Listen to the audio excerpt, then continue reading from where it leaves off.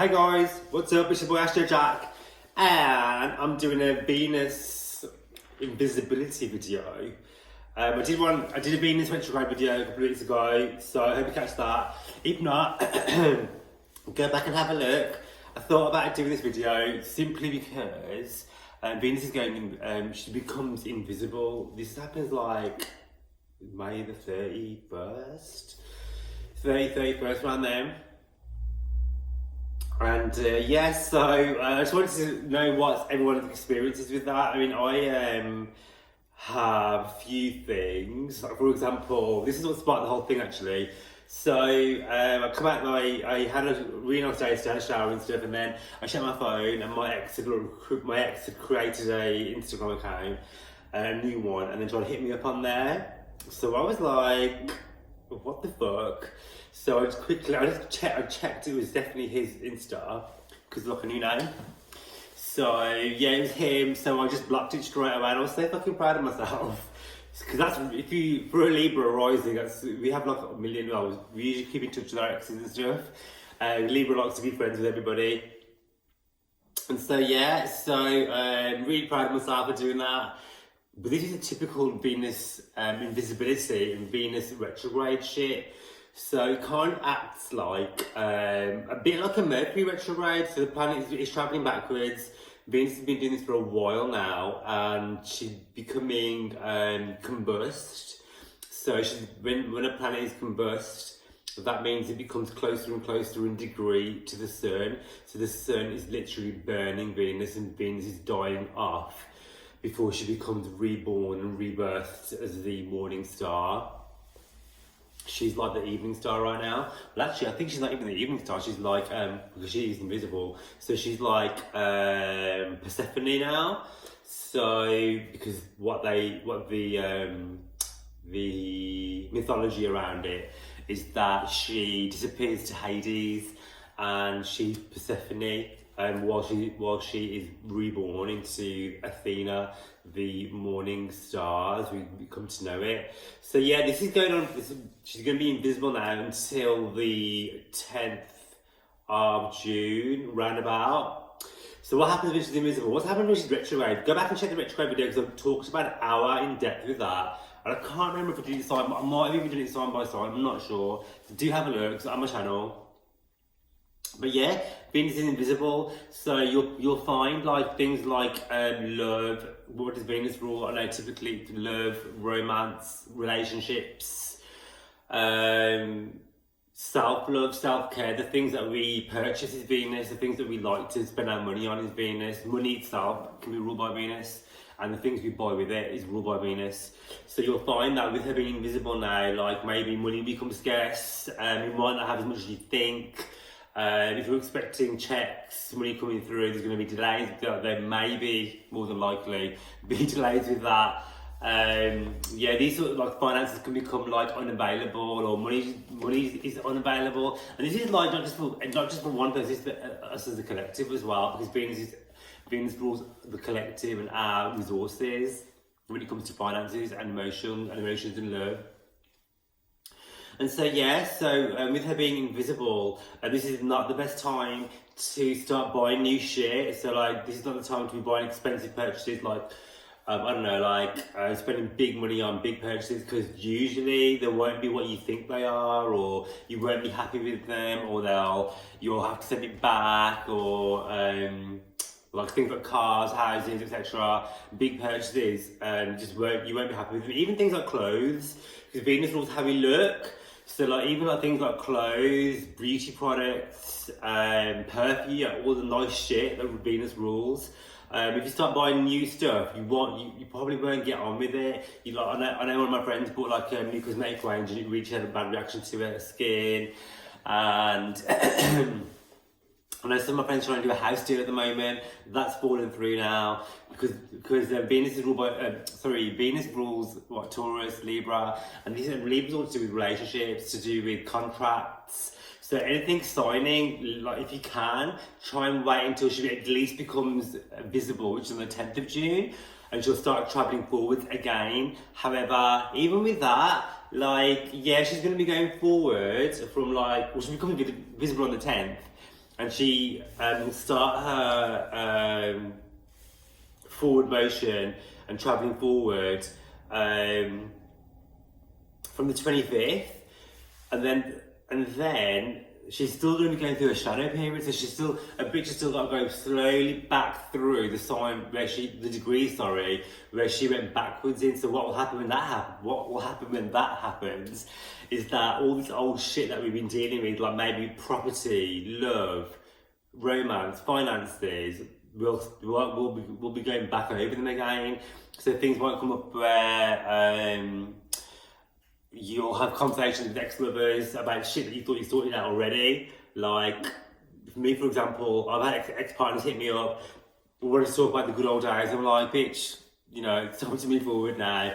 Those days are gone, and that version of me that you have in your memory is not me now, and it's not my responsibility either.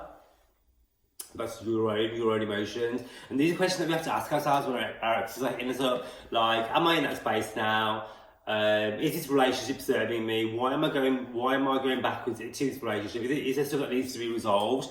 Definitely, if you feel like there's issues that need to be resolved, if there's things you want to talk about to clear the air to do with your own healing and theirs, then go for it. But with this Venus retrograde and Venus invisibility especially, the planet of love has disappeared. So we're going to be feeling like lack of love, lonely, possibility of being lonely, and just wanting to be, you know, physically and romantically nourished by somebody else. And actually, with this invisibility period, this is the perfect time to be doing the healing on ourselves and doing the inner work and working on our own self-love, working on nourishing ourselves and bringing yourself, ultimately, bringing yourself joy. And the whole point of our incarnation is to constantly be in that joyous state and doing things that bring you joy and happiness, not looking for that joy and happiness in somebody else, because ultimately you're setting yourself up for failure there by putting someone on a pedestal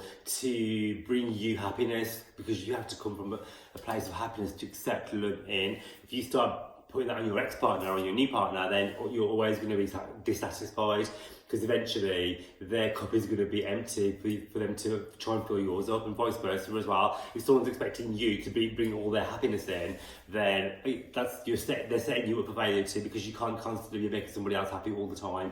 They have to have a full cup coming to you.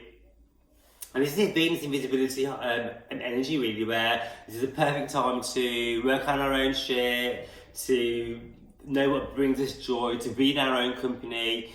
If you are already in a partnership, this Venus invisibility can be a time where there may be miscommunication, maybe there might be feelings of lackluster in the relationship, there may be things that, you know, aren't working out. So this can be a good time to remember why you were together in the first place, to look at all the positive of the relationship. Or this can be also a time for you to think about, you know, what it is that I truly want. Is this relationship nourishing me? You know, am I with this person for the right reason? Are they fulfilling me as much as I'm fulfilling them? You know, do we have the same values? Do Venus give you values too? Do we have the same values? Do you want the same thing? This is all to do with like reassessing everything. The retrograde motion, Venus traveling backwards, is about, you know, looking at these things, not just plodding along thinking everything's going to be fine and dandy. Actually, there's shit to be talked about and discussed about, or revised. This is the time to do it. So yeah, this is not the best energy to start new relationships. They do say traditionally that anything started in Venus retrograde usually will end. So that's just like a little heads up. I mean, that's not saying it's gospel. We all have free will, etc., etc. But the planets don't lie. As above, so below. And people do say as well, if you break up, if you are in a relationship and you do break up in Venus retrograde, 9 times out of 10 you will get back together. But yeah, it's probably. But yeah, there's another point I wanted to make. With Venus being retrograde, which has been for a while, it's interesting that with this whole universal pause, that you can't really get married at the moment because there's no what's the right word I'm trying looking for? There's no mass gatherings, is there? So weddings and things like that, celebrations are all postponed, and Venus rules weddings, these sort of celebrations, fun things. So I thought it was really interesting that Venus invisibility and Venus retrograde, what's going on? People aren't really doing these big weddings, there's no sort of celebrations as we know it at the moment. So I think that's really important retelling with the planet of love, planet of fun, planet of laughter, enjoyment.